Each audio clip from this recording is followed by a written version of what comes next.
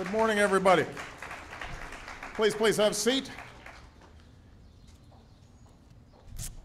Well, as president, my top priority is to do everything I can to reignite what I consider to be the true engine of the American economy, a rising, thriving middle class. That's what I think about every day. That's the driving force behind every decision that I make. And over the past 3 years, our businesses have created nearly 6.5 million new jobs, but we know we can help them create more. Corporate profits are at an all-time high, but we have to get wages and incomes rising as well. Our deficits are falling at the fastest pace in years, but we can do more to bring them down in a balanced and responsible way. The point is, our economy is poised for progress, as long as Washington doesn't get in the way. Frankly, the American people deserve better than what we've been seeing, a short-sighted, crisis-driven decision-making, like the reckless, across-the-board spending cuts that are already hurting a lot of communities out there. Cuts that economists predict will cost us hundreds of thousands of jobs during the course of this year. If we want to keep rebuilding our economy on a stronger, more stable foundation, then we've got to get smarter about our priorities as a nation. And that's what the budget I'm sending to Congress today represents. A fiscally responsible blueprint for middle-class jobs and growth. For years, the debate in this town has raged between reducing our deficits at all costs and making the investments necessary to grow our economy. And this budget answers that argument because we can do both. We can grow our economy and shrink our deficits. In fact, as we saw in the 1990s, nothing shrinks deficits faster than a growing economy. That's been my goal since I took office, and that should be our goal going forward. At a time when too many Americans are still looking for work, my budget begins by making targeted investments in areas that will create jobs right now and prime our economy to keep generating good jobs down the road. As I said in my State of the Union address, we should ask ourselves 3 questions every day. How do we make America a magnet for new jobs? How do we give our workers the skills they need to do those jobs? And how do we make sure that hard work leads to a decent living? To make America a magnet for good jobs, this budget invests in new manufacturing hubs to help turn regions left behind by globalization into global centers of high-tech jobs. We'll spark new American innovation and industry with cutting-edge research, like the initiative I announced to map the human brain and cure disease. We'll continue our march towards energy independence and address the threat of climate change. And our Rebuild America partnership will attract private investment to put construction workers back on the job, rebuilding our roads, our bridges, and our schools, in turn attracting even more new business to communities across the country. To help workers earn the skills they need to fill those jobs, we'll work with states to make high-quality preschool available to every child in America. And we're going to pay for it by raising taxes on tobacco products that harm our young people. It's the right thing to do. We'll reform our high schools and job training programs to equip more Americans with the skills they need to compete in the 21st century economy. And we'll help more middle-class families afford the rising cost of college.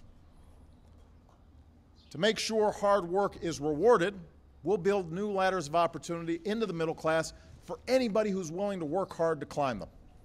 So we'll partner with 20 of our communities hit hardest by the recession to help them improve housing and education and business investment. And we should make the minimum wage a wage you can live on, because no one who works full-time should have to raise his or her family in poverty.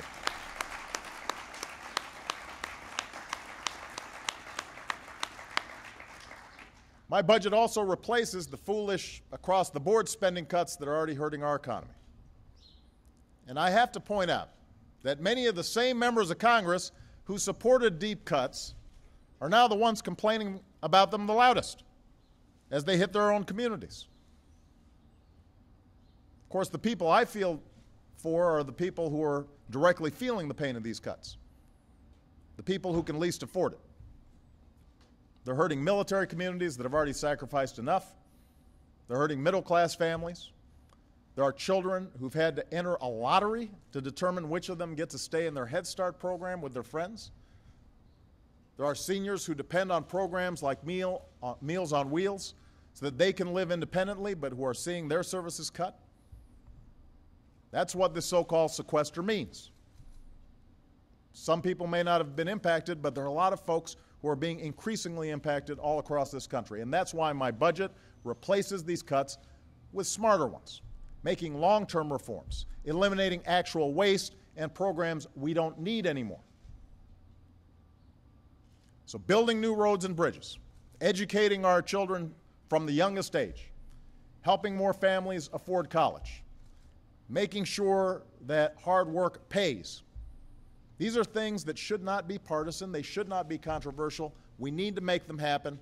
My budget makes these investments to grow our economy and create jobs, and it does so without adding a dime to our deficits. Now, on the topic of deficits, despite all the noise in Washington, here's a clear and unassailable fact. Our deficits are already falling. Over the past 2 years, I've signed legislation that will reduce our deficits by more than $2.5 trillion, more than two-thirds of it through spending cuts, and the rest through asking the wealthiest Americans to begin paying their fair share. That doesn't mean we don't have more work to do, but here's how we finish the job. My budget will reduce our deficits by nearly another $2 trillion, so that all told, we will have surpassed the goal of $4 trillion in deficit reduction that independent economists believe we need to stabilize our finances. But it does so in a balanced and responsible way, a way that most Americans prefer. Both parties, for example, agree that the rising cost of caring for an aging generation is the single biggest driver of our long-term deficits. And the truth is, for those like me who deeply believe in our social insurance programs, think it's one of the core things that our government needs to do, if we want to keep Medicare working as well as it has, if we want to preserve the ironclad guarantee that Medicare represents, then we're going to have to make some changes. But they don't have to be drastic ones. And instead of making drastic ones later, what we should be doing is making some manageable ones now.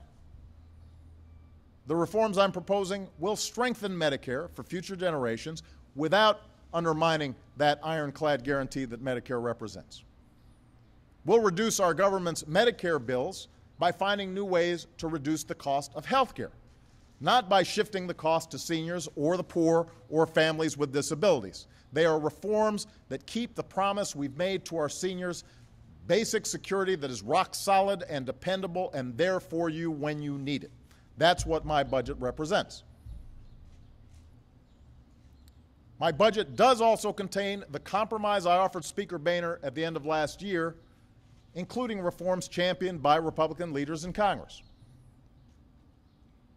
And I don't believe that all these ideas are optimal, but I'm willing to accept them as part of a compromise, if and only if they contain protections for the most vulnerable Americans. But if we're serious about deficit reduction, then these reforms have to go hand in hand with reforming our tax code to make it more simple and more fair so that the wealthiest individuals and biggest corporations cannot keep taking advantage of loopholes and deductions that most Americans don't get. That's the bottom line. If you're serious about deficit reduction, then there's no excuse to keep these loopholes open. They don't serve an economic purpose. They don't grow our economy. They don't put people back to work. All they do is to allow folks who are already well off and well connected game the system. If anyone thinks I'll finish the job of deficit reduction on the backs of middle-class families or through spending cuts alone that actually hurt our economy short-term, they should think again. When it comes to deficit reduction, I've already met Republicans more than halfway, so in the coming days and weeks, I hope that Republicans will come forward and demonstrate that they're really as serious about the deficits and debt as they claim to be. So growing our economy, creating jobs, shrinking our deficits, keeping our promise to the generation that made us great, but also investing in the next generation that will make us even greater. These are not conflicting goals. We can do them in concert. That's what my budget does. That's why I'm so grateful for the great work that Jeff Zients and his team have done in shaping this budget. The numbers work. There's not a lot of smoke and mirrors in here. And if we can come together, have a serious, reasoned debate, not driven by politics, and come together around common sense and compromise, then I'm confident we'll move this country forward and leave behind something better for our children. That's our task. Thank you. God bless you. God bless the United States of America.